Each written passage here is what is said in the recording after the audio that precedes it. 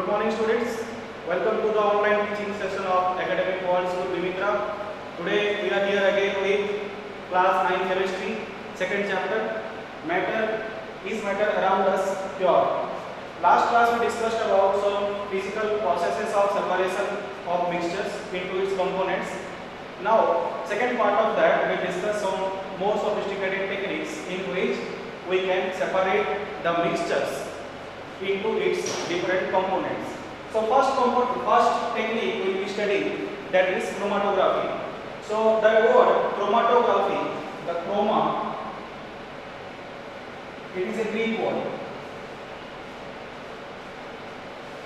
and it means colors. Now in ancient times this technique was used to separate the colors from a condensed color. That means if two or more components are mixed in a color, to separate the component from that color, this chromatography technique was used. Nowadays there are different applications of chromatography. We will be studying that in our higher classes, but here now we will be studying the basic technique in which chromatography is used. Now suppose there are two or more solutes which are dissolved in one solvent. In chromatography, we can differentiate how many solutes are dissolved in one particular solvent.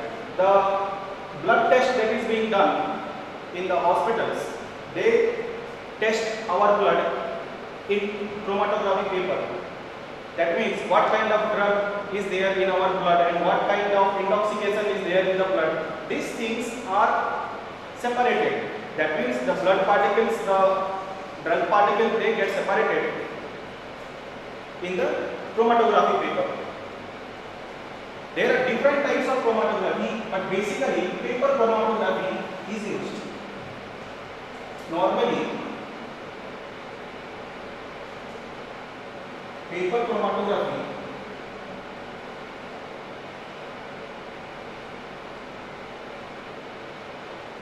is used.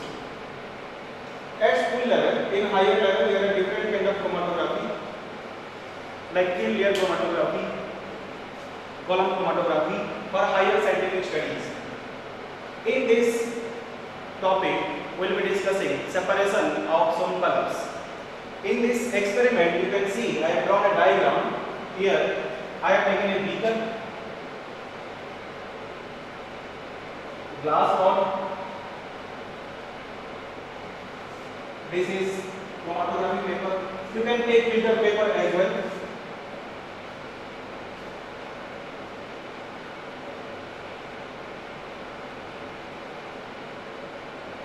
Water. And here, above the water level, on the filter, on the chromatography paper, a drop of ink is there. Drop of ink. The objective is to separate the different dyes from the ink. That means if more than one color is there, they will get separated. As we know, colors are mixture of colors. So these colors which are mixed to form another color, those will be separated in the chromatography. And also with the solutes, more than one solute if it is dissolved in one solvent, they also get separated. Number 2. If more than one solute is dissolved in one solvent,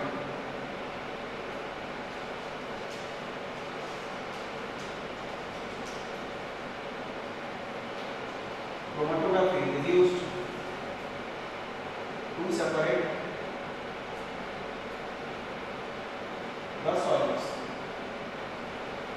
Separating doesn't mean we get the solute from the chromatography paper. It just means that we know that these many solutes are there. Suppose there are 5 colors in one particular ink. So by chromatography we will be getting 5 colors. So that we will have an idea that this ink or this particular color or this particular solvent contains this many number of solutes. Take for example here this ink. After this water rises on the paper due to capillary action. All of you know whenever you dip any paper, maybe newspaper, filter paper in water, the water spreads out. So water will spread out. Along with it, the different colors present here, they will rise with the water. Suppose water rises up to this, some colors, it will rise up to this. Take for example another color, it will rise up to this. Okay. So different colors rise to different extent. So what is the reason behind it?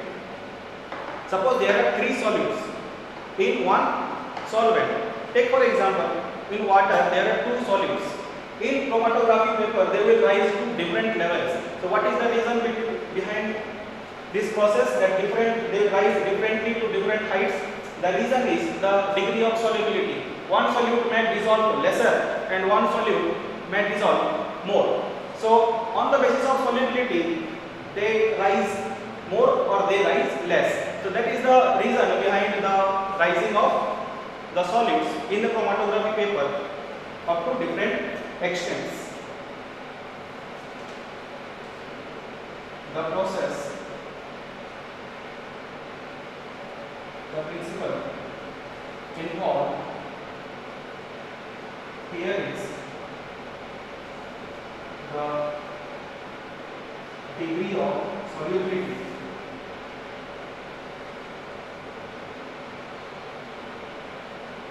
of the solutes in the specific liquid, water in this case.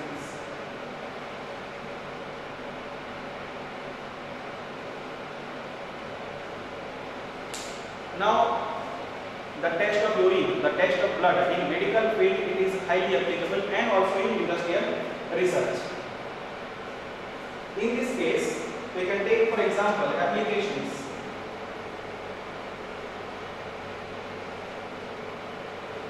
Separation of dyes forming. Separation of dyes from ink. For example, in blue color is there, which is water soluble. We will always take water soluble ink in this experiment because if it is not water soluble, it will not rise. Only water soluble materials can be tested in this kind of chromatography. If we are taking the base solution as water, if we are taking different solution, then it will be different. Separation of dyes from ink. Again, separation of pigments from natural color. So this is a technique involved in which we can separate two or more solids which are dissolved in one solvent or two or more colors which are present in one type of dye or ink by chromatography process. And chroma in Greek it means color. So basically it is separation of colors. So here you can see red and the black and blue this got separated in the chromatography paper when we put the blue in. Now just it is for example, we will find different types of color when we do the practical. This is just for example. Next we will be moving towards the distillation.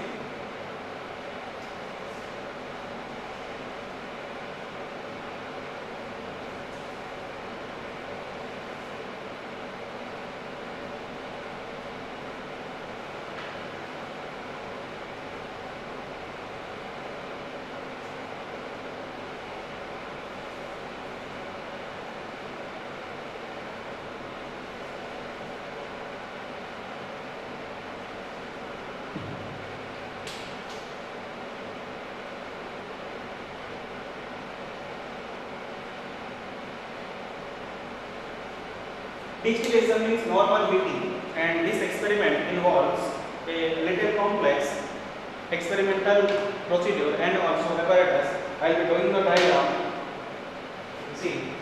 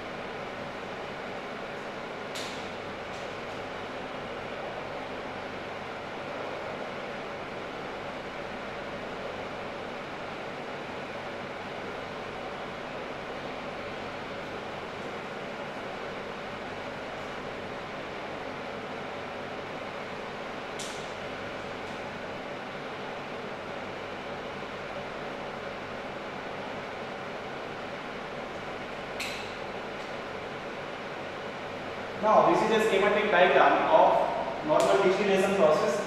Here the objective is to separate solute and solvent. The solute may be solid, the solute may be liquid. Now here I have taken the mixture of water and acetone. So in distillation process, the separating component should have a sufficient boiling point difference. In this case, water, the boiling point is 100 degrees Celsius. Acetone, boiling point is 56 degrees Celsius. Boiling point of water 100 degrees Celsius and boiling point of acetone is 56 degrees Celsius. Now there should be a sufficient boiling point difference, then we can separate through the process that is called distillation. What happens here is we take the round bottom flask, this flask that is round, it has round bottom, it is called RBF or round bottom flask.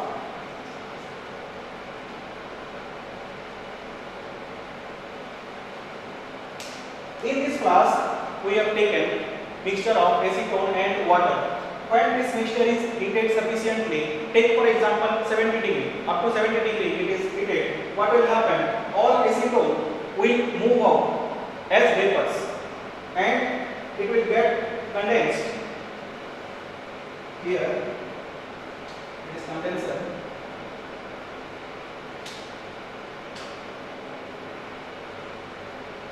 In this condenser they will get condensed. See how condenser, here there are two ways. In one way water is getting inside and in another way water is getting outside. Water intake, water outtake. So cold water keeps flowing through this condenser. So whatever vapor comes in this way gets cooled and gets collected in the collecting flask. So here acetone at take for example at 70 degrees Celsius, all acetone will move out and will get collected in the collecting flask. And here we will be getting water, here we will be getting the acetone. So like this we can separate components which are having boiling point difference to say it's specific more than 25 degrees Celsius or 25 Kelvin. They can be separated through simple distillation. Take for example we take salt and water. If we want to preserve both salt and water, we can use this distillation. Here we will be having salt and at this stage we will be having water. So this is a tremendous way to separate simple mixtures. We have boiling point components whose components are having boiling point differences more than 25 Kelvin or 25 degree Celsius. Now what are the points here? Number one, components must have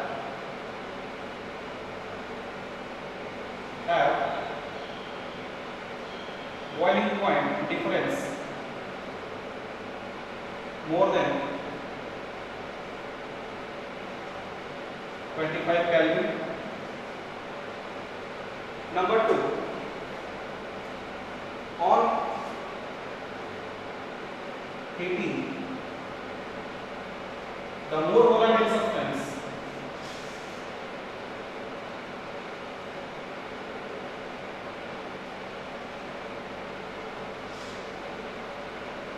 gets evaporated, cooled and collected in the collector. So this is the collector. Here the more volatile substance which will be evaporated fast will get collected in the collecting flask or whatever collecting material we have kept. So in this case ethanol will move on fast and it will get cooled here and it will come here as liquids and will get collected in the collecting flask.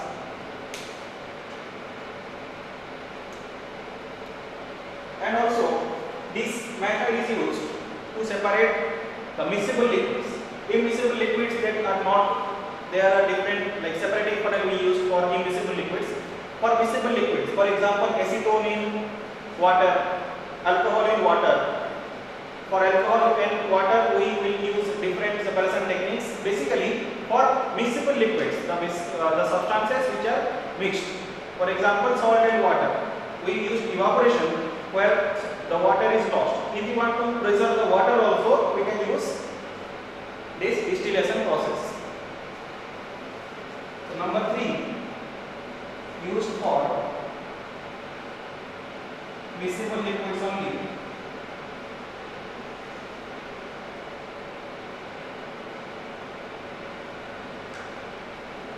that is the mixture must form a single layer after addition.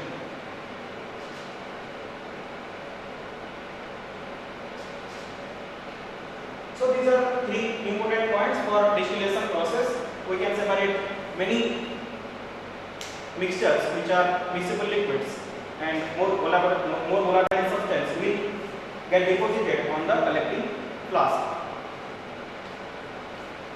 Next, we will be moving towards our next topic, that is fractional distillation. So difference between distillation and fractional distillation is not very much, but only the difference in boiling point should be less than 25 degrees Celsius or 25 Kelvin. For example, petrol and diesel, they do not have much boiling point difference. Taking for example water and alcohol. Alcohol is having 78.37 degrees Celsius, water is having boiling point 100 degrees Celsius.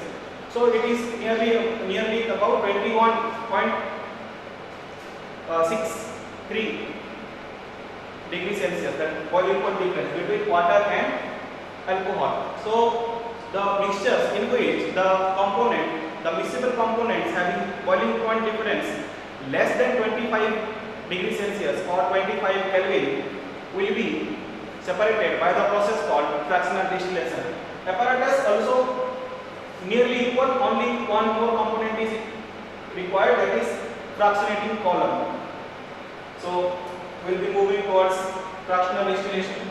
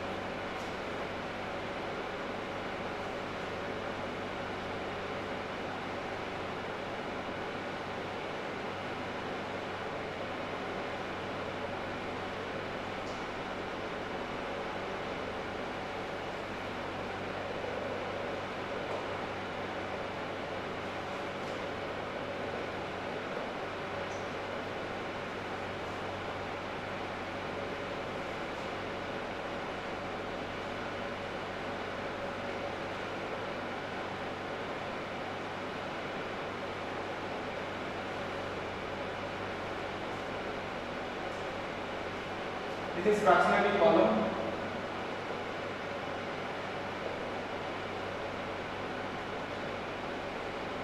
This is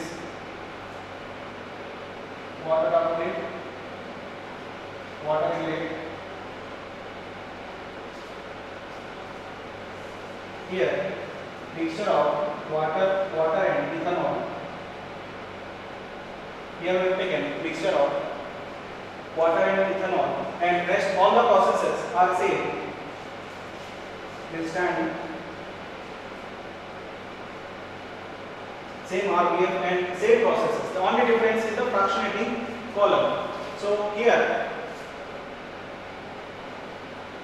what is the basic point of difference is the components in the mixture should have mixability in them. They should mix with each other. Homogeneous mixture should be there, and their boiling point difference should be less than 25 Kelvin or 25 degrees Celsius.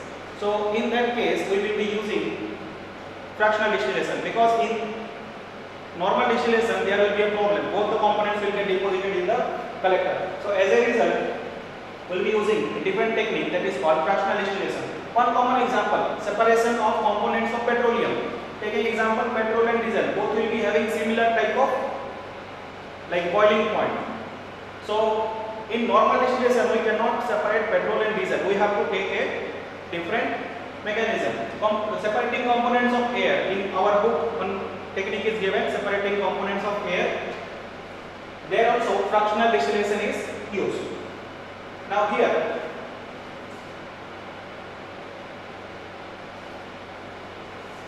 thermometer,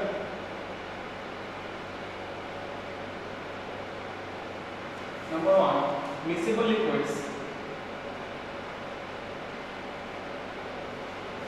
having boiling point difference less than 25 Kelvin can be separated. Number two, for example, water and ethanol. So water is having boiling point 100 degrees Celsius, ethanol is having 78.37 degrees Celsius. So it is less than 25 Kelvin or 25 degrees Celsius. So these two can be separated in fractional distillation. Take for example petrol and diesel.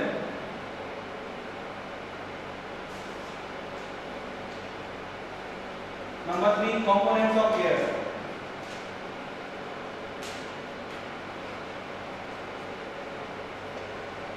So these are the processes. This is the process in which the components which are having the mixture in which the components are miscible and having boiling point difference less than 25 Kelvin or 25 degrees Celsius will be separated in the process of fractional distillation. The components of air, different gases are having similar less than 25 Kelvin boiling point. So they will be separated not in normal distillation but in fractional distillation. In that case, compression of air will be required. So these are the three techniques.